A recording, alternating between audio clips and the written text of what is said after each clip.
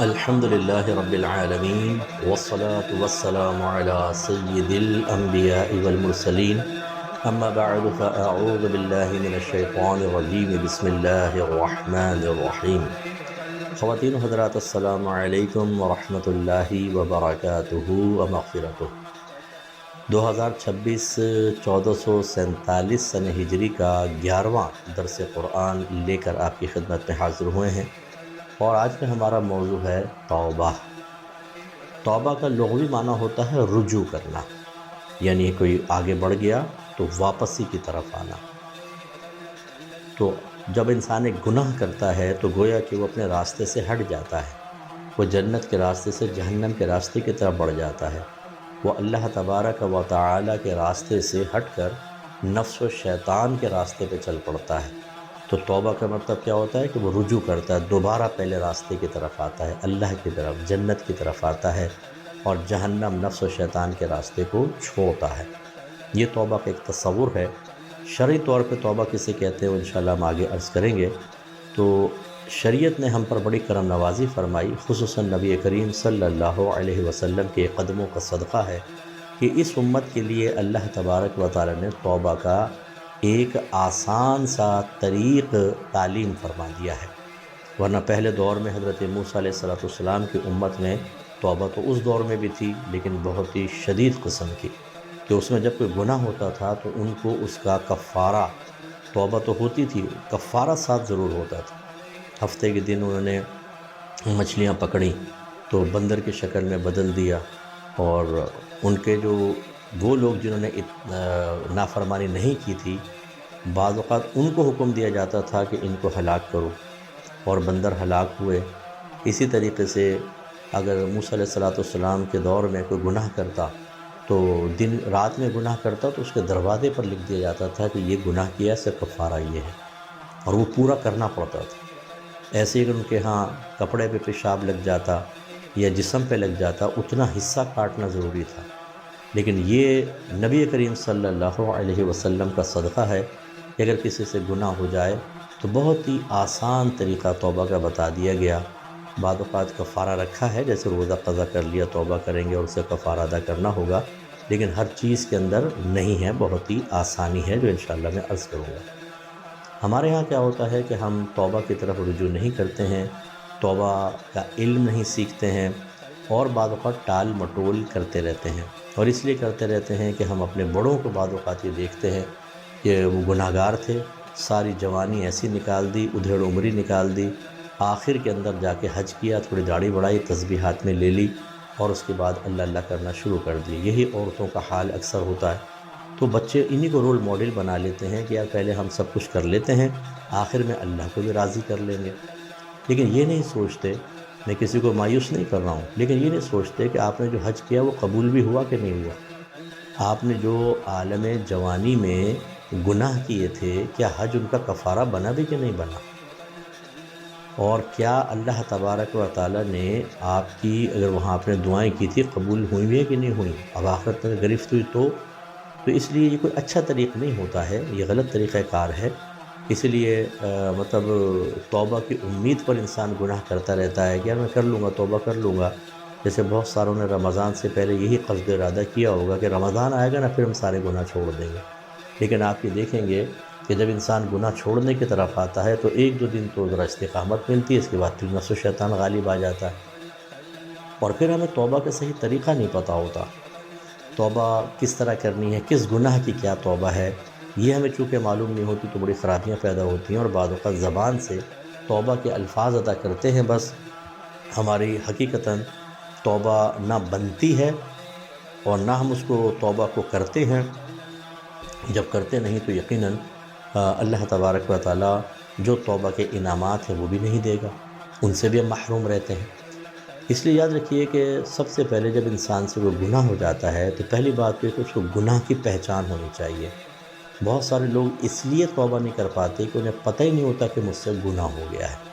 اس لیے ہم آپ کو بار بار کہتے ہیں کہ آپ فرض و علوم سیکھیے، جن میں تیسرا حصہ جو ہے وہ صغیرہ، کبیرہ، ظاہری، باطنی گناہوں کی معرفت پر مشتمل ہوتا ہے، تاکہ کم از کم یہ تو پتہ چلے کہ میں نے کوئی گناہ کر لیا ہے، اور جب گناہ کر لیا آپ کو پتہ چل گیا تو اب اس کے اوپر فوراً توبہ واجب ہوتی ہے۔ توبہ میں تاخیر کرنا گناہ ہوتا ہے، گویا کہ گناہ کا گناہ تو ہے، اب توبہ میں تاخیر کریں گے تو گناہ گار ہوں گے۔ تاخیر کرنا کیوں گناہ ہوتا ہے؟ اس لیے کہ اللہ تبارک و تعالیٰ نے قرآن عظیم میں کئی مقام پر توبہ کرنے کا حکم دیا، اور توبہ وہی کرے گا جو گناہ کرے گا۔ اس کا مطلب جیسے ہی خدا نخواستہ ہم سے گناہ ہوتا ہے تو توبہ کرنے والا حکم ہماری طرف متوجہ ہوتا ہے کہ توبہ کریں۔ اب اگر ہم اس میں ٹال مٹول کرتے ہیں تو گناہ گار ہوتے ہیں۔ دیکھیں سورہ نور آیت نمبر 31 ہے، اللہ تعالیٰ فرماتا ہے وَتُوبُوا إِلَى اللَّهِ جَمِيعًا أَيُّهَا الْمُؤْمِنُونَ لَعَلَّكُمْ تُفْلِحُونَ، اے ایمان والو تم اللہ تبارک و تعالیٰ کی بارگاہ میں سب کے سب اللہ کی بارگاہ میں رجوع کرو، یعنی اللہ کی بارگاہ میں توبہ کرو تاکہ تم کامیاب ہو جاؤ۔ اب اللہ تعالیٰ حکم دے رہا ہے گناہ ہو گیا توبہ کرو، ہم کہتے ہیں ہم نہیں کر رہے توبہ، تو اس کا مطلب اللہ کے حکم کو ٹال رہے ہیں، اور اللہ کے حکم کو ٹالنا مزید ایک گناہ ہوتا ہے۔ اسی طرح سورہ تحریم آیت نمبر 8 میں ہے یا ایھا الذین آمنوا توبوا الی اللہ توبۃ نصوحا، اے ایمان والو اللہ تبارک و تعالیٰ کی طرف توبہ نصوح کرو۔ نصوح توبہ کون سی ہوتی ہے؟ یعنی پختہ توبہ۔ پختہ توبہ کا مطلب کیا ہے؟ ایسی توبہ کہ اس کے بعد پھر گناہ نہ ہو۔ ہمارے یہاں بعض اوقات ایسا ہوتا ہے کہ ہم منہ سے تو توبہ کے الفاظ کہہ رہے ہوتے ہیں، بعض اوقات تو وہ ہمارے بعض نعت خوانوں نے جیسے توبہ قبول ہو، میری توبہ قبول ہو، اس طرح کے اشعار پڑھ دیتے ہیں، حالانکہ جب آپ نے توبہ کی ہی نہیں تو یہ اشعار پڑھنے کا کیا مطلب؟ یعنی سامنے بیٹھے ہوئے آدمی وہ رونے شروع ہو جاتے ہیں، طرز سے، آواز سے، لحن کی وجہ سے، سوچتے نہیں ہیں کہ ہم نعت خوان تو یہ کہہ رہا ہے اللہ میری توبہ قبول کر لے، تو پہلے توبہ کریں گے تو توبہ قبول کرنے کے بارے میں کہیں گے نا، توبہ کی نہیں توبہ قبول کر لے۔ انہوں نے تو چلو شعر پڑھے، میں اس پہ ٹونٹنگ نہیں کر رہا ہوں، لیکن سوچنا چاہیے اس طرح کی یہ توبہ قبول ہوتی ہیں۔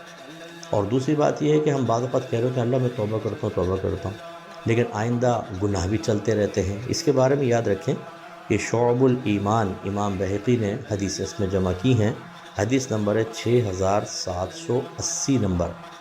سرکار صلی اللہ علیہ وسلم فرماتے ہیں والمستغفر من الذنب وهو مقیم علیہ کالمستہزئ بربہ، سرکار فرماتے ہیں کہ اپنے گناہ پر استغفار کرنے والا، بخشش طلب کرنے والا، اس حال میں کہ اس پر قائم بھی ہو، وہ ایسا ہے جیسے اپنے رب سے مذاق کرنے والا۔ تو اس کا مطلب ہم ویسے کہتے ہیں اللہ بخش دے لیکن گناہ کر رہے ہیں، اے اللہ میں توبہ کرتا ہوں لیکن آئندہ گناہ کرنے کا ارادہ بھی موجود ہے، یہاں توبہ کی باہر نکلے پھر گناہ ہو گیا۔ تو اس کا مطلب یہ ہوا کہ ہم بعض اوقات گناہ پر قائم رہتے ہیں اور توبہ کے الفاظ کہہ رہے ہوتے ہیں، یہ حقیقتاً توبہ نہیں بلکہ نبی کریم نے فرمایا تو اپنے رب کے ساتھ مذاق کرنے کی مثل ہے، یہ مذاق کرنے والے کی مثل ہے۔ لہذا یاد رکھیں کہ جو توبہ نہ کرے، ٹال مٹول کرے، گناہ گار بھی ہوگا، اور اللہ نے خود فرمایا سورہ حجرات آیت نمبر 11 کے اندر وَمَن لَّمْ يَتُبْ فَأُولَٰئِكَ هُمُ الظَّالِمُونَ، اور جو توبہ نہ کرے تو یہ ہی اپنی جانوں پر ظلم کرنے والے ہیں۔ تو اس کا مطلب یہ ہے کہ توبہ نہ کرنا، چاہے وہ کفر سے ہو، شرک سے ہو، ارتداد سے ہو، منافقت سے ہو، یا صغیرہ کبیرہ ظاہری باطنی گناہ سے ہو، یہ ہم پر لازم ہے، اور جو توبہ نہیں کرے گا وہ اپنی ہی جانوں پر ظلم کرنے والے لوگ ہیں، اور آخرت میں تباہی ہے۔ اس سے پہلے کہ میں توبہ کی حقیقت آپ کی خدمت میں ذکر کروں اور تفصیل عرض کروں، اس کے فائدے دیکھیں۔ جب کوئی توبہ کر لیتا ہے تو کتنے فائدے ہوتے ہیں۔ پہلا فائدہ سورہ مریم کی آیت نمبر 60 میں بیان ہوا کہ من تاب و آمن و عمل صالحا، جس نے توبہ کی، وہ ایمان لایا اور نیک عمل کیے، فاولئک یدخلون الجنہ ولا یظلمون شیئا، یہ وہ لوگ ہیں کہ ان کو جنت میں داخل کیا جائے گا اور ان پر کچھ بھی ظلم نہ ہوگا۔ اس کا مطلب ہے جو اپنے گناہوں سے تائب ہو جائے اس کے لیے جنت ہے۔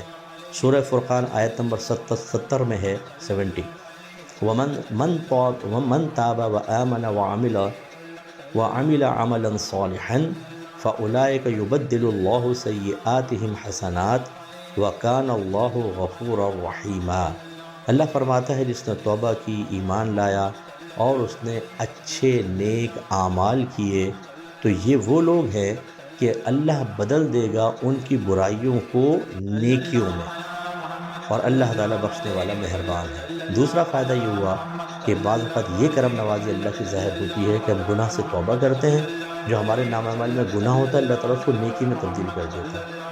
جیسے 6 گناہ لکھے ہیں، توبہ کر لی تو وہ 6 نیکیاں بن جائیں گی۔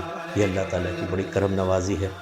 سورہ قصص آیت نمبر 67 اللہ تعالیٰ فرماتا ہے فَأَمَّا مَن تَابَ وَآمَنَ وَعَمِلَ صَالِحًا فَعَسَىٰ أَن يَكُونَ مِنَ الْمُفْلِحِينَ، پس بہرحال جس نے توبہ کی اور وہ ایمان لایا اور اس نے نیک عمل کیے تو ان قریب وہ کامیاب لوگوں میں سے ہوگا، کامیابی حاصل کرنے والوں میں سے ہوگا۔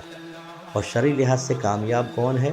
جو حالت ایمان میں دنیا سے رخصت ہو، اللہ کی رضا حاصل کر لے اور جنت میں داخل ہو جائے، گویا کہ سارے انعامات اس کو حاصل ہوں گے۔ پھر سورہ بقرہ آیت نمبر 222 میں اللہ نے فرمایا کہ ان اللہ یحب التوابین ویحب المتطہرین، بے شک اللہ بہت توبہ کرنے والوں اور خوب صاف ستھرا رہنے والوں کو محبوب رکھتا ہے۔ تو کوئی بھی اگر بڑی ہستی ہو دنیا کے اندر جس کے پاس بہت زیادہ سورسز ہوں، بہت ہمیں ان سے بینیفٹ فائدے حاصل ہو سکتے ہوں، تو ہم چاہتے ہیں کہ اس کے قریب ہو جائیں، وہ ہمیں پہچاننے لگ جائے۔ بڑے بڑے عہدے والوں سے ایسے ہم جان پہچان پیدا کرتے ہیں۔ اب خود سوچیں جس سے اللہ محبت فرمائے، اللہ سے بڑھ کر کوئی ہو سکتا ہے؟ تو توبہ کرنے والے اللہ کو محبوب ہیں۔ شعب الایمان امام بہقی کی کتاب ہے، 6882 نمبر حدیث پاک ہے۔ حضرت ابن عباس رضی اللہ تعالیٰ عنہ ارشاد فرماتے ہیں، اور جیسے آپ نے فرمایا نا یہ چیزیں صحابی اپنے پاس سے نہیں بیان کرتی، سن کر ہی کہی ہوگی، لیکن حضرت ابن عباس نے فرمایا کہ لا کبیرۃ بکبیرۃ مع الاستغفار ولا صغیرۃ بصغیرۃ مع الاصرار۔ آپ کہتے ہیں کہ کوئی بھی کبیرہ گناہ استغفار کے ساتھ کبیرہ نہیں رہتا، یعنی اگر ہم کبیرہ گناہ ہو گیا کسی سے اور وہ اللہ سے توبہ بخشش مانگ رہا ہے، جیسے توبہ کرنے کا حق ہے، مغفرت طلب کر رہا ہے، تو وہ کبیرہ نہیں رہتا۔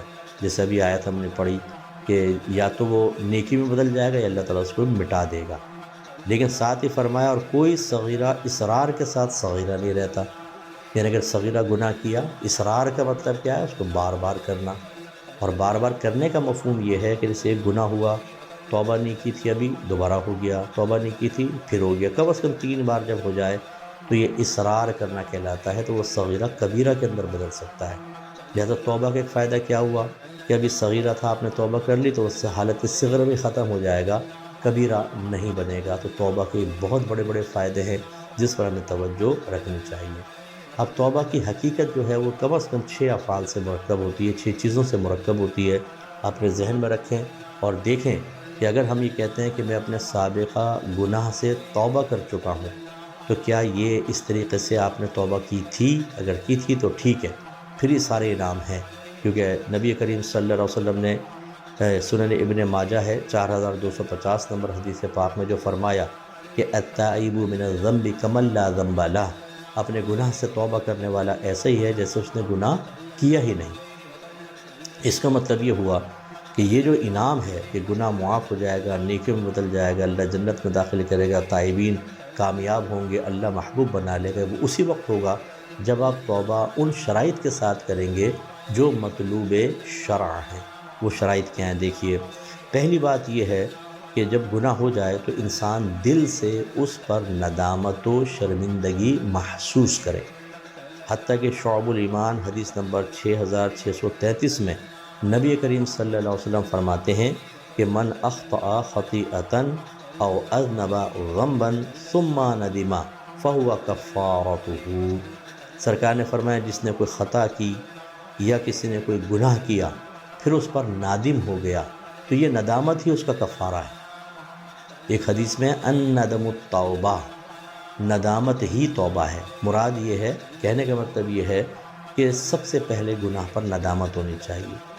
ہماری تو فجر قضا ہو جاتی ہے تو بانچیں کھیلی ہوتی ہیں، شاید ہی کسی نے ناشتہ چھوڑا ہو غم کی وجہ سے کہ میری آج فجر نکل گئی، پرواہ ہی نہیں ہوتی بالکل، بہت سے پڑھ ہی نہیں رہے، فجر قضا ہو گئی کوئی مسئلہ نہیں ہے، گناہ ہو گئے کوئی مسئلہ نہیں ہے، حالانکہ ندامت اور شرمندگی محسوس ہونی چاہیے۔ ایسی بعض اوقات ہم زبان سے الفاظ تو ادا کر رہے ہوتے ہیں لیکن ہماری باطنی کیفیات ان الفاظ کا ساتھ نہیں دے رہی ہوتی، ہم کہہ رہے ہوتے ہیں اللہ میں بڑا معذرت چاہتا ہوں، مجھے معاف کر دے، مجھے بخش دے، اور دل بالکل ساتھ نہیں دے رہا ہوتا، نہ ندامت نہ شرمندگی۔ اس لیے اپنے گناہ پر ندامت اور نادم اور شرمندگی ہونی چاہیے، ندامت ہونی چاہیے، ہم نادم ہوں۔ اور اس کے طریقہ کیا ہے کہ ہم غور کریں کہ ہم نے کتنی بڑی غلطی کی ہے۔ فرض کر لیں لوگ آپ کو نیک سمجھتے ہیں، آپ کوئی گناہ کر رہے تھے، لوگوں نے دیکھ لیا، کتنی ندامت ہوگی۔ آپ گناہ کر رہے تھے، خراب قسم کا ماں نے دیکھ لیا، والد نے دیکھ لیا، مسجد کے امام صاحب نے، کسی بڑی ہستی نے دیکھ لیا، کتنی ندامت شرمندگی ہوگی۔ بس یاد رکھیں اللہ سے بڑھ کر کوئی بھی نہیں ہے، اور جب ہم اسی کے سامنے گناہ کر رہے ہوتے ہیں تو یہ اچھا نہیں ہوتا۔ ہمیں ندامت و شرمندگی محسوس ہونی چاہیے، اس احساس کو بڑھانے کی ضرورت ہے کہ جب ہم گناہ کر رہے ہوتے ہیں اس وقت بھی اللہ ہمیں دیکھ رہا ہوتا ہے۔ دوسری بات، شرط ہے یہ کہ آئندہ نہ کرنے کا پختہ ارادہ موجود ہو۔ جب آپ کہہ رہے ہوتے ہیں اللہ میں توبہ کرتا ہوں، تو آپ کا دل بالکل اس پر جمع ہونا چاہیے کہ اب آئندہ یہ گناہ میں کبھی نہیں کروں گا، ٹھیک ہے، اس گناہ کو چھوڑنے کا پختہ ارادہ۔ تیسرا، یہ ارادہ فقط اللہ تعالیٰ کی تعظیم اور اس کے خوف کی وجہ سے ہو، ٹھیک ہے، یہ نہیں ہو کہ یار بڑی مار پڑی تھی اب یہ گناہ نہیں کروں گا، نہیں یار عزت خراب ہو جائے گی اب نہیں کروں گا، یا صحت خراب ہو جائے گی اب نہیں کروں گا، یہ پھر اللہ کے لیے نہیں ہے۔ اللہ سے ڈر کر، اس کے خوف یعنی اس کے عذاب سے ڈر کر، اللہ گرفت کر لے گا، مجھے تباہ و برباد کر دے گا، بری موت، عذاب قبر، میدان معاشر میں ذلت، جہنم کا عذاب، اور ایسا نہ ہو دنیا میں اللہ عزت چھین کے مجھے ختم کر دے۔ توجہ اللہ کی طرف ہونی چاہیے، تو یہ تیسری شرط ہوتی ہے۔ چوتھا، ظاہری اعضاء اس گناہ میں مشغولیت سے دور نظر آئے۔ یہ توبہ کی شرط ہے کہ مثلا ایک شخص بے نمازی پن سے توبہ کرتا ہے اور بعد میں وہ اگلے دن نماز بھی نہیں پڑھ رہا، تو یہ حقیقتاً توبہ نہیں ہے۔ اب اس کو نماز پڑھنا چاہیے، ترک نماز سے اس کے تمام اعضاء دور بھی ہوں۔ ایک شخص شراب سے توبہ کرتا ہے تو پھر وہ شراب پیے گا نہیں، آئندہ اس گناہ سے دور رہے، تب وہ توبہ ہے۔ پانچواں یہ کہ زبان سے توبہ و استغفار کے الفاظ ادا کیے جائیں۔ ویسے تو دل میں پختہ ارادہ ہی توبہ ہے، لیکن زبان سے بھی اللہ میں توبہ کرتا ہوں، مجھے بخشش کر دے، مجھے معاف کر دے میرے رب، مجھ سے خطا ہو گئی، میں نادم ہوں، شرمندہ ہوں، مجھے معاف کر دے، اس طرح الفاظ کہیں۔ اور چھٹی امپورٹنٹ چیز یہ ہے کہ اللہ تبارک و تعالیٰ اور بندوں کے حق میں کی گئی کوتاہی کا حتی الامکان تدارک کیا جائے، یعنی جو کمی پیدا ہوئی اس کو ختم کیا جائے۔ یہ اشارہ ہے اس طرف کہ اگر ہم اللہ تعالیٰ ایسے گناہ کرتے ہیں جو بندے اور اللہ کے درمیان ہے، اس میں کوئی ایسی کوتاہی بھی ہوتی ہے کہ جس میں صرف یہ توبہ کافی نہیں ہوتی کہ ندامت شرمندگی، بلکہ کچھ اور عمل بھی کرنا پڑتا ہے، جس کو تدارک سے تعبیر کر رہے ہیں۔ ایسے جب مخلوق کے ساتھ ہم کوئی گناہ کرتے ہیں، ان کے حق میں کوتاہی کرتے ہیں، اس کے تدارک کا بھی ایک طریقہ ہے، وہ انشاءاللہ بھی میں آپ کی خدمت میں عرض کروں گا۔ اور وہ کیا ہے کہ دیکھیں جب اللہ تبارک و تعالیٰ کا ہم حق سلب کرتے ہیں، اس میں کوتاہی کرتے ہیں، تو وہ تین طرح کا ہو سکتا ہے۔ ایک وہ یہ کہ اس کا تعلق بدنی عبادت سے ہو، مثلا نماز قضا کر دی، روزہ قضا کر دیا۔ بدنی عبادت وہ ہوتی ہے جس میں مال کے خرچ کا کوئی دخل نہ ہو، روزہ نماز، تو اب یہ ہو گئی، نماز چھوٹ گئی، روزہ چھوٹ گیا، اب اس کا توبہ بھی کرنی ہے اور تدارک کرنا ہے۔ تدارک کا میں بتاتا ہوں طریقہ کیا ہے۔ اسی طرح مالی عبادت میں کوتاہی ہوتی ہے، کبھی اللہ تعالیٰ کی زکوٰۃ ادا نہیں کی، قربانی نہیں کی، تو یہ بہرحال قربانی کی تو قضا نہیں ہوتی ہے، اس کا تدارک کا طریقہ میں بتاتا ہوں۔ زکوٰۃ بہرحال ادا کرنی ہوتی ہے، بعد میں یہ ذکر کرتا ہوں۔ لیکن یہ دیکھیں دوسرا، تو ایک حق میں کوتاہی مالی عبادت، بدنی عبادت ترک کے ذریعے ہوتا ہے، ایک مالی عبادت کو ترک کرنے کے ذریعے ہوتا ہے، اور اسی میں حج بھی آ گیا کہ اس میں دونوں چیزیں شامل ہوتی ہیں، مال کا خرچ بھی ہوتا ہے اور بدن کی عبادت بھی ہوتی ہے۔ تیسری چیز ہوتی ہے جو ان کے علاوہ ہو، لیکن ہمارا بس وہ میرے بندے اور اللہ کے درمیان ہو، جیسے کسی نے شراب پی لی، ٹھیک ہے نا، گندے مناظر دیکھے، گندی باتوں کو سوچا، گندے مقامات پر گیا، غلیظ دوستیاں کی، تو یہ جو ہے یہ اللہ اور بندے کے درمیان ہے، اس میں کوئی بندے کے حق کا تو اس نے تلف نہیں کیا۔ اب اس میں توبہ کا طریقہ کیا ہوتا ہے؟ جو تیسری چیز ہوتی ہے جیسے شراب پی، اس میں بس وہی چیزیں ہیں کہ نادم ہو، شرمندہ ہو، آئندہ نہ کرنے کا پختہ ارادہ کرے، زبان سے الفاظ بھی ادا کر لے، اور اس میں تدارک اور مزید کچھ نہیں ہے، بس وہ جیسی ہی ارادہ کرے گا کہ آئندہ نہیں کروں گا، اور اللہ کے خوف کی وجہ سے تو گناہ ختم ہو جائے گا، اب آئندہ وہ احتیاط کرے۔ بدنی اور مالی عبادت کے اندر پہلے ہم بدنی لے لیتے ہیں، جیسے نماز چھوڑ دی تھی، روزہ، تو بلوغت کے بعد سے لے کر آج تک کا حساب کرنا ہوگا۔ ہمارا مشورہ ہے کہ لڑکا جو ہے وہ 12 سال سے آج تک کی عمر کا کرے اور لڑکی 9 سال سے آج تک کی عمر کا اپنا احتساب کرے۔ بدنی عبادت میں نماز اور روزہ ہے۔ اگر 12 سال سے اس عمر تک جو آپ کی عمر ہے، یا لڑکیوں میں 9 سال سے اس عمر تک جو آپ کی ہے، اگر نمازیں چھوٹی ہیں، روزہ چھوٹے ہیں، ان کا حساب کریں کتنے ہوں گے، اندازہ کیا جائے گا۔ ایکوریٹ تعداد تو معلوم نہیں ہوتی، یہ سوچیں ایک سال میں 365 دن ہوتے ہیں، ایک سال کی چھٹی ہوں گی، دو سال کی چھٹی ہیں، 3 سال کی چھٹی ہیں۔ جب دل کہے کہ ہاں بس اتنی ہوں گی، اس سے زیادہ نہیں ہوں گی، اس تعداد کو نوٹ کر لیں۔ اب کفارہ پہلے تو توبہ ہے، توبہ کر لیں، اور اس کا تدارک کیا ہے، اب ان کو ادا کرنا ہے آپ نے آہستہ آہستہ۔ آپ یوٹیوب پہ جائیے گا، لکھیے گا قضا نمازوں کے حساب اور ان کے ادائیگی کا طریقہ بائے مفتی اکمل، تو پوری تفصیل آپ کو معلوم ہو جائے گی۔ تو ہم یہاں وقت بچا لیتے ہیں، آپ وہاں پر ضرور اس کو دیکھ لیں۔ مالی عبادت کے اندر اگر آپ نے کوتاہی کی، قربانی نہیں کی، زکوٰۃ ادا نہیں کی، اللہ کی بارگاہ میں توبہ کرنی ہوگی جیسے بتایا۔ اب اس کا تدارک اور کفارہ کیا ہے کہ قربانی دوبارہ نہیں ہو سکتی۔ جب آپ کی 1 سال کی قربانی نکل گئی، آپ پہ واجب تھی نہیں کی، تو ایک قربانی کے برابر پیسہ آپ کو صدقہ کرنا ہوگا، یہ کفارہ ہو جائے گا۔ اور زکوٰۃ کے اندر قضا کبھی نہیں ہوتی۔ اگر آپ نے پچھلے سالوں کی ادا نہیں کی، ان کا حساب بنائیں اور اگلے سالوں میں فوری طور پر ادا کریں۔ تو توبہ کے ساتھ ساتھ ان میں ادائیگی بھی لازم ہے، اسی کو تدارک سے تعبیر کیا گیا تھا۔ اب آ جائیں مخلوق کی طرف۔ مخلوق کے حق میں کوتاہی کی 3 صورتیں ہوتی ہیں۔ آپ نے کسی کو جسمانی تکلیف پہنچائی، کسی کو روحانی تکلیف پہنچائی، دل دکھایا ہے، یا کسی کا مال وغیرہ کھایا ہے۔ عموماً تو یہ 3 صورتیں ہوتی ہیں۔ جسمانی تکلیف میں مارنا، پیٹنا، دانت توڑ دینا اور ٹانگیں توڑ دینا، خدا نخواستہ، یہ سب چیزیں شامل ہیں۔ اور روحانی تکلیف کے اندر ہرٹ کرنا، گالی دے دی آپ نے، کوئی الزام لگایا اور الٹے سیدھے الفاظ کسی کو کہے، کسی کا مذاق اڑایا، اس کی طرف جھوٹ منسوب کر دیا، بہتان لگایا، الزام لگایا، جھوٹا کیس بنوا کے جیل میں ڈلوا دیا، تو بیچارے کا دل دکھتا ہے۔ یہ ہے روحانی تکلیفیں۔ جیل میں تو خیر جسمانی بھی ہے، روحانی بھی ہے، یعنی اس کے دل کو تکلیف پہنچے۔ اور تیسرا ہوتا ہے مالی، کہ کسی کا مال کھا گیا آپ ناحق اور اس کو تکلیف ہوئی، تو یہ مالی گناہ کیا آپ نے۔ اب اس میں تدارک اور کفارے کی صورت کیا ہوتی ہے؟ اس میں دیکھیں، جب بھی ہم انسان کے حق میں کوئی کوتاہی کرتے ہیں تو 2 چیزیں ہوتی ہیں، 2 خرابیاں ہوتی ہیں۔ ایک یہ کہ ہم نے بندے کا حق مارا، اور چونکہ اللہ نے بندے کے حق کی ادائیگی کا حکم دیا تھا، تو اللہ تبارک و تعالیٰ کے حق میں بھی ایک کوتاہی ہوتی ہے۔ اس لیے اس میں دونوں کو دیکھنا ہوتا ہے، لیکن پہلے بندے کا حق، اس کے بعد پھر اللہ کی طرف آئیں گے، یعنی اللہ تبارک و تعالیٰ کی طرف، اس کے حق کے تدارک کی طرف آئیں گے۔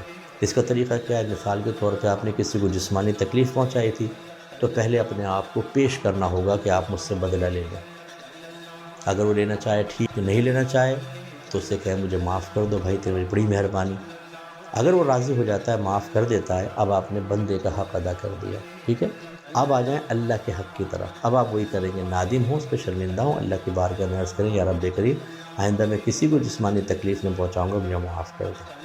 تو اب یہ اللہ کے حق میں توبہ کرنی ہوگی کہ اللہ کے حق میں جو کوتاہی تھی، اس کا یہ کوئی کہ کفارہ اور تدارک ہو جائے گا۔ اور فرض کر لے کہ آپ نے جسمانی تکلیف پہنچانے کے بعد معافی طلب کی، وہ بدلہ بھی نہیں لیتا، کہتا ہے معاف نہیں کروں گا، تو چلیں کوئی بات نہیں، آپ اس کو چھوڑ دیں، ڈرتے رہیں، استغفار کرتے رہیں، اور 3 کام کریں جو میں ہمیشہ آپ کو کہتا ہوں۔ نمبر 1، اس کے لیے ہمیشہ دعائے بخشش و مغفرت کرتے رہیں۔ نمبر 2، جو بھی نیکی کرے اس کا ثواب اس شخص کو بھی ایصال کرتے رہیں۔ اور تیسرا، اس کے لیے کوئی ثواب جاریہ کر دیں۔ مجھے اللہ کی رحمت سے امید ہے کہ میدان محشر میں آپ کے لیے آسانی ہو جائے گی اور اللہ اس کو راضی کر دے گا۔ اگر کسی کو ہرٹ کیا ہے، روحانی تکلیف پہنچائی ہے، چاہے شوہر نے بیوی کو، بیوی نے شوہر کو، اولاد کو، حتیٰ کہ میں کہتا ہوں اگر آپ نے بیجا اولاد کو ڈانٹا ہے، گندے الفاظ کہے ہیں، تو اپنی اولاد سے بھی معافی مانگنے میں کوئی حرج نہیں ہے۔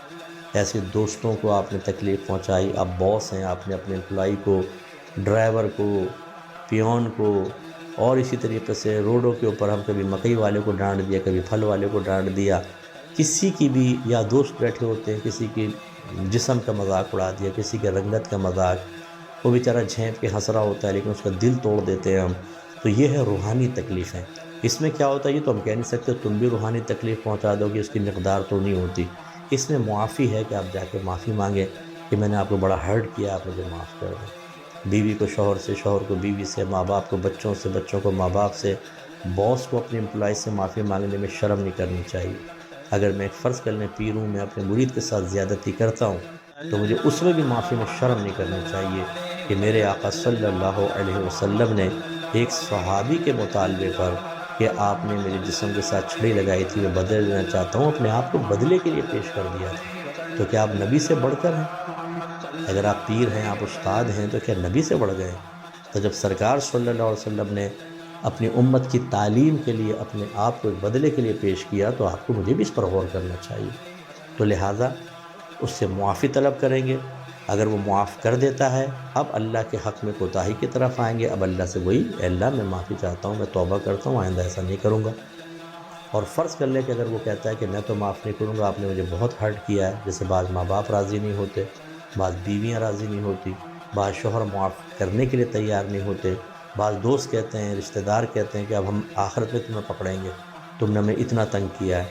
تو گھبرائیں نہیں، ڈریں ضرور کہ یہ بہت سخت جملے ہیں، اللہ ہمیں معاف فرمائے بہرحال، لیکن ہم اگر نادم ہیں، شرمندہ ہیں، اب وہی 3 کام جو میں نے آپ کو بتایا ان کے لیے دعائے بخشش و مغفرت کرتے رہیں، یہ سوال ثواب کرتے رہیں، کو ثواب جاریہ کر دیں، باقی معاملہ اللہ پہ چھوڑیں، انشاءاللہ اللہ کرم فرمائے گا۔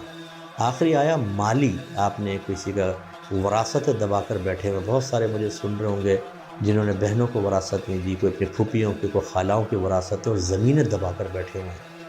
کہ ہمارے بڑے بعض اوقات اپنی آخرت کی بربادی کی وصیتیں کر کے چلے جاتے ہیں کہ ہماری زمینیں بیٹوں کو دینا، بیٹیوں کو مت دینا۔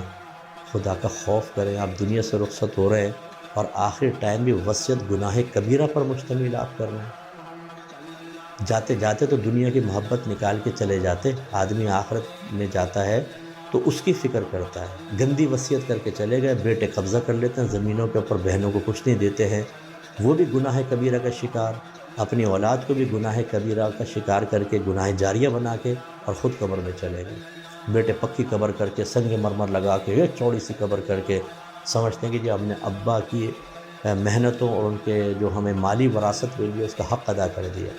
اوپر کی خوبصورتی سے اندر کا کوئی تعلق نہیں ہے۔ اگر خراب وصیتیں کر کے گئے، ناجائز وصیتیں کر کے گئے، وبال بھگت رہے ہوں گے، چاہے اوپر سے کتنے خوبصورت بنا دیں۔ اور ایسی اولاد اکثر اپنے ماں باپ کو بھول ہی جاتی ہے، ان کی بس محبت ہوتی ہے مال تک، ہر ایک نہیں ہوتا لیکن بہرحال ایسا ہوتا ہے۔ تو لہٰذا وراثتیں دبا کر بیٹھے ہوئے ہیں، کسی کی امانت دبا لی تھی، آپ نے جعلی کاغذات بنا کر کسی کے مکان، کسی کے پلاٹ پر قبضہ کر لیا تھا، کسی اور کو بیچ کر پیسہ لے کر آپ غائب ہو گئے تھے، جھوٹی نوکریوں کے دلاسے دے کر آپ نے پیسہ لے کے کلٹی ہو گئے تھے، غائب ہو گئے۔ ایسے دکاندار کو پیسے دیے 50 روپے، اس نے 5000 سمجھ کے پیسے دے دیے، آپ اس کو لے کے غائب ہو گئے۔ زمین پہ پڑی ہوئی چیزیں مل جاتی ہیں، ہم بغیر شرعی تقاضا پورا کیے اس کو اپنی ملکیت سمجھ کر جیب میں ڈال لیتے ہیں، یہ سب مال حرام اور گناہ کبیرہ، امانت ہوتی ہے یہ بھی۔ ایسے کام چوریاں کرتے ہیں ہم، بعض اوقات ڈیوٹی پہ پورے نہیں جاتے، سیلری پوری لے رہے ہیں، سروس پرووائڈنگ ہوتی ہے لیکن کام ناقص کرتے ہیں، جنہیں پارٹس نکال لیتے ہیں، نقلی ڈال دیتے ہیں، لوگوں کو کیا پتہ انجن میں کیا ڈالا، پیسے چھوٹی خرابی ہوتی ہے، پیسے بہت زیادہ لوٹتے ہیں، جھوٹ بول کر عیب دار چیز بیچتے ہیں، رشوت لیتے ہیں، سود لیتے ہیں، یاد رکھیں ساری چیزیں جو ہیں یہ مالی آپ نے نقصان پہنچایا ہے۔ اس کا طریق یہ ہوتا ہے کہ جس کا مال ہے اسے واپس کرنا واجب ہے، اور اگر فرض کر لیں آپ کے پاس مال نہیں رہا، مالک معلوم ہے، مال نہیں رہا تو جا کے معاف کروائیں، میں مجھے معاف کر دو تو بڑی مہربانی ہوگی۔ وہ کہے میں تو معاف نہیں کروں گا، اچھا مجھے مہلت دے دو، میں تو آہستہ آہستہ یہ اتار دوں گا۔ اگر مہلت دیتا اور آپ کے پاس استطاعت ہے تو آہستہ آہستہ اتارنے کی کوشش کریں، اور اگر اتنے تنگ دست ہیں کہ اتار ہی نہیں سکتے اور وہ معاف کرنے کے لیے تیار نہیں ہے تو اب اللہ کی بارگاہ میں دعا کریں، اللہ مجھے اس قابل کر دے، میرا دل تو ہے کہ میں دوں، اور وہ 3 کام جو آپ کو کہے وہ ان کے ساتھ بھی آپ کرتے رہیں۔ اور فرض کر لیں اگر وہ مال معافی کر دیتا ہے کوئی تو نور علی نور ہے، اور اگر صورتحال یہ ہو کہ آپ کو یقین ہے کہ مال تو لیا ہے میں نے لوگوں کا لیکن وہ اب کہاں ہے یہی آپ کو پتہ نہ ہو، تو اب ان نامعلوم مالکان کی طرف سے اتنا مال صدقہ کرنا لازم ہوتا ہے۔ آپ صدقہ کر دیں اور وہ 3 کام پھر ان کے لیے بھی کرتے رہیں۔ ہاں اگر ان کے وارث موجود ہیں، اصل فوت ہو گیا تو پھر وارثوں کو دینا ہوگا، پھر ایصال ثواب وغیرہ نہیں کریں گے، ورثاء کو دیں گے۔ تو یہ طریقہ کار ہوتا ہے، اور اس میں بھی جب یہ کر لیں اس کے بعد اللہ تعالیٰ کی بارگاہ میں پھر ہمیں رجوع کرنا ہوگا، توبہ کرنی ہوگی۔ اور اگر آپ کہتے ہیں کہ نہیں مفتی صاحب ہم ایسا نہیں کر رہے، کہاں ہمیں لگا رہے ہیں کہ معافیاں مانگو، فلاں کرو فلاں کرو، تو آخری حدیث سنا کر میں اپنی ذمہ داری پوری کر دیتا ہوں۔ بہت پچھتائیں گے آپ ان باتوں کو اگر نہیں سنیں گے، نہیں سمجھیں گے۔ تو یہ میں نہیں کہہ رہا ہوں، یہ آپ کے نبی ارشاد فرما رہے ہیں۔ سنیے ذرا، نبی کریم صلی اللہ علیہ وسلم نے ایک دفعہ صحابہ کرام سے دریافت فرمایا، یہ مسلم شریف کی حدیث ہے، 2581 نمبر حدیث کا نمبر ہے۔ اے تدرون مل مفلس، سرکار نے فرمایا صحابہ تم جانتے ہو کہ مفلس کنگال کون ہوتا ہے؟ صحابہ کرام علیہم رضوان نے عرض کی کہ یا رسول اللہ ہمارے نزدیک مفلس وہ ہے جس کے پاس نہ درہم ہو نہ کوئی مال و متاع ہو۔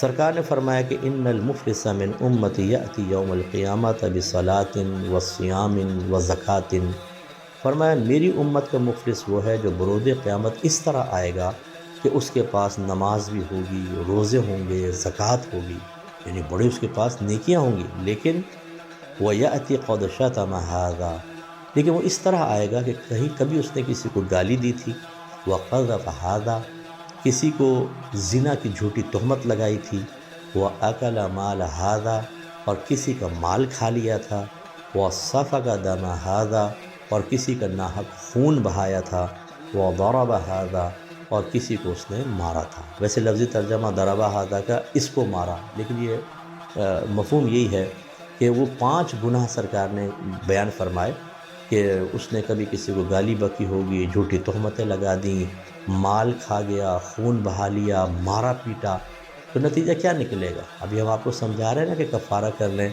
تو بہت سے لوگ یار دیکھی جائے گی چھوڑا ایسے بولتے رہتے ہیں۔ اب نتیجہ کیا نکلے گا؟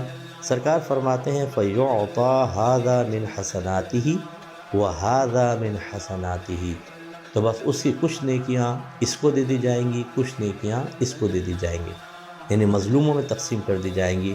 فَإِنْ فَنِيَتْ حَسَنَاتُهُ، پھر اگر اس کی نیکیاں فنا ہو جائیں گی، قبل ان يقدم علیہ، اس سے پہلے کہ جو اس کے اوپر وبال تھا، اس کی نیکیاں ختم، ابھی دینا ہے، لوگوں کا معاملہ پورا نہیں ہوا، نیکیاں ختم ہو گئیں، تو سرکار فرماتے ہیں کہ اخذ من خطایاہم فطرحت علیہ، تو ان لوگوں کے گناہ نکال کر اس کے اوپر ڈال دیے جائیں گے، ثم طرح فی النار، پھر اسے آگ میں پھینک دیا جائے گا۔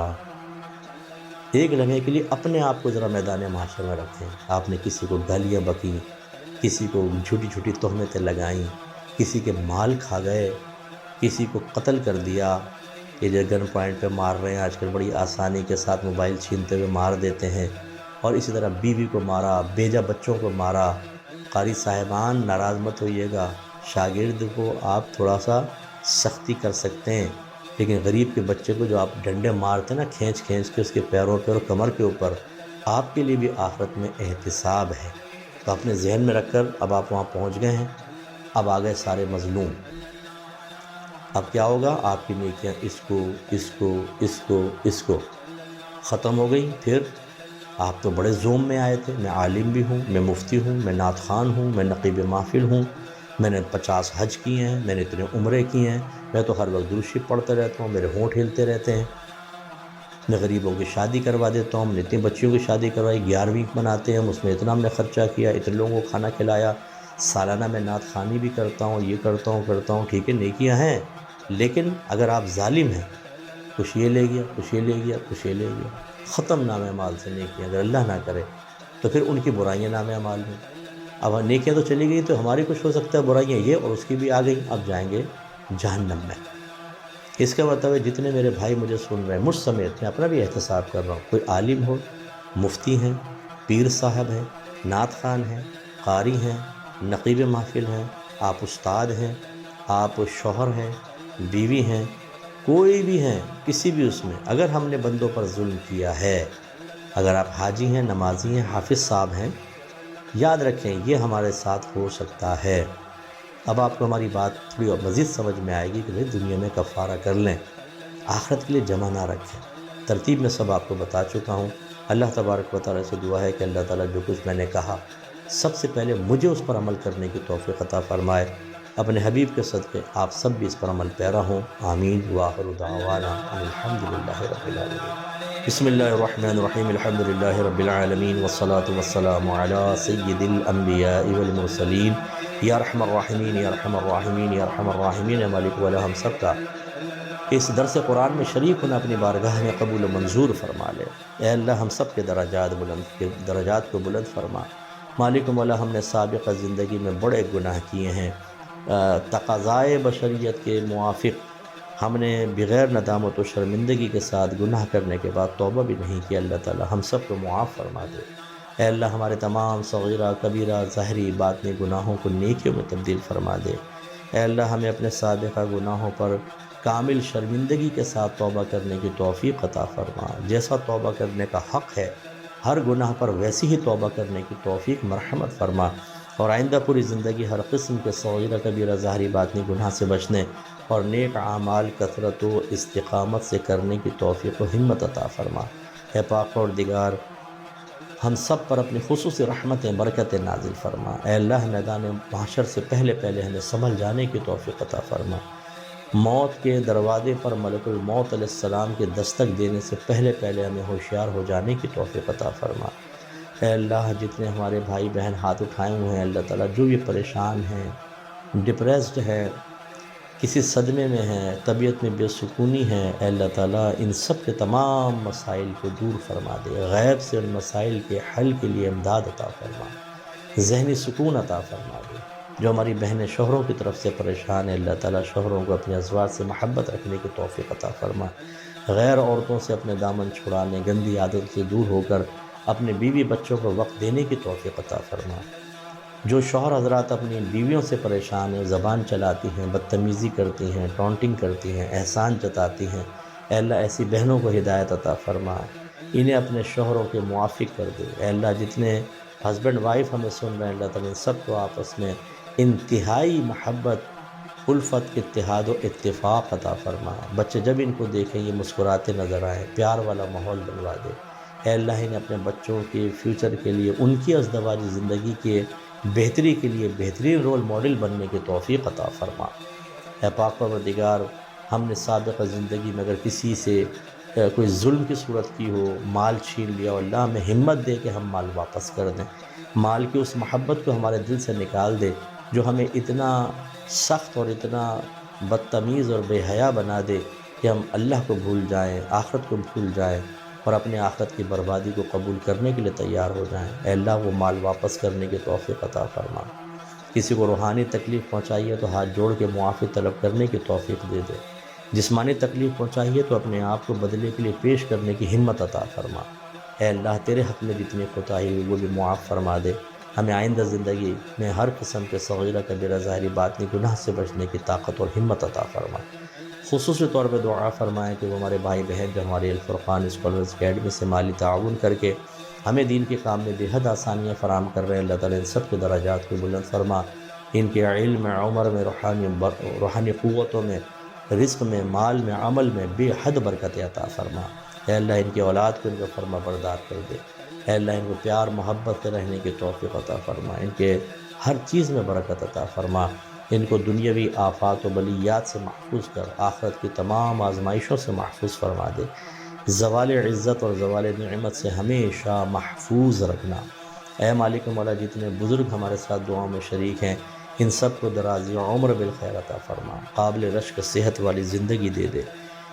اے اللہ ان کو اپنے بچوں کے سروں پہ تادیر قائم و دائم فرما، انہیں اپنے بچوں بلکہ بچوں کے بچوں کی بھی خوشیاں دیکھنی نصیب فرما، گھر والوں کو ان کی قدر کر کے ان کی خدمت کر کے جنت کا راستہ آسان کرنے کی توفیق عطا فرما۔ اے مالک و مولا انہیں کبھی کسی کا محتاج نہ رکھنا، چلتے ہاتھ پیر دنیا سے رخصت ہونے کی توفیق عطا فرمانا۔ اے مالک و مولا جس طرح ہم سب یہاں شریک ہیں دعاؤں میں، اسی طرح ہمیں جنت الفردوس میں نبی کریم صلی اللہ علیہ وسلم کی خصوصی مجالس میں جمع ہونے کی توفیق عطا فرمانا۔ صلی اللہ تعالی علی خیر خلقہ ونور عرشہ سیدنا و مولانا محمد وعلی آلہ وصحبہ اجمعین برحمتک یا